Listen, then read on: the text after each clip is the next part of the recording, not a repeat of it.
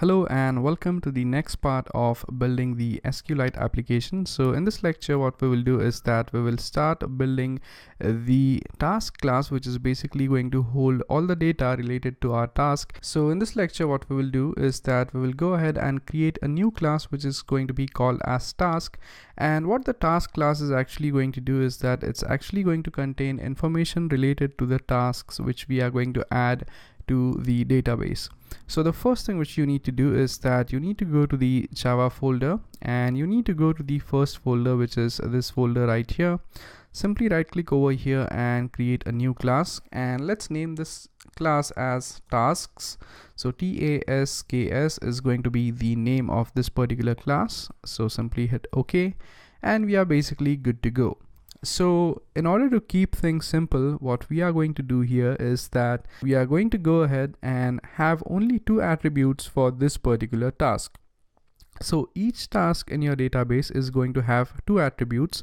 The first attribute is going to be the ID, which is nothing but it's going to be an integer value which is going to uniquely define your particular task. And the next attribute of your task is going to be the task itself.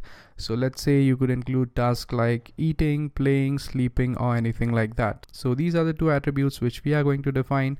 So let's directly go ahead and define those attributes over here. So we type private int, and then you need to specify the ID. So ID is going to be one of the attributes. And in order to distinguish these attributes, that is the attributes defined in the class, to that of the attributes defined in the database, what we will do is that we will add an underscore sign over here. And let's create another attribute which is going to be the task itself. So we type in private, and this is going to be of the type string underscore, let's say task name.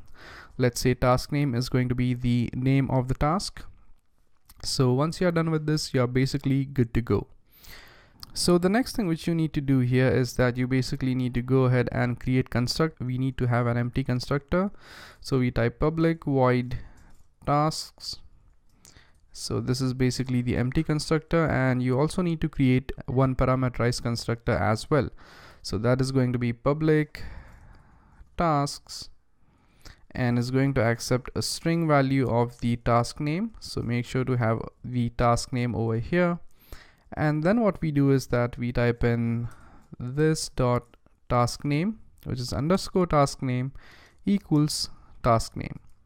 So if you're familiar with Java, you might know what I'm doing over here. We are basically adding the getters and setters method. We are just basically going ahead and creating the required constructors. So now we need to have the getter methods for the ID. So what we do is that we type in get. And as you could see, as soon as we type get, Android Studio automatically puts up two options in front of us. So the first method is for the get task name and the next one is for get ID. So first we will use the method for the get ID, which is public int get ID, which is going to return the ID. So we will do the same thing for the task name as well. So you don't have to write the entire code. You could simply type in get and hit enter, and those methods are going to be automatically added to your class. Now once we have the get methods, you also need the setter methods for ID and the setter methods for the task name as well. So you go ahead and add those to your class as well. And once this thing is done, we are pretty much good to go. So the main significance of these methods is to basically get the task and set the task. So basically this is similar to what we have done in the food application in case of designing a list view.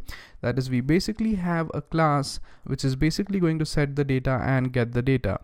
So this is the object-oriented way of programming things in Android. So that's it for this lecture, and I hope you guys were able to understand how we have designed this task. So task is basically going to have two attributes.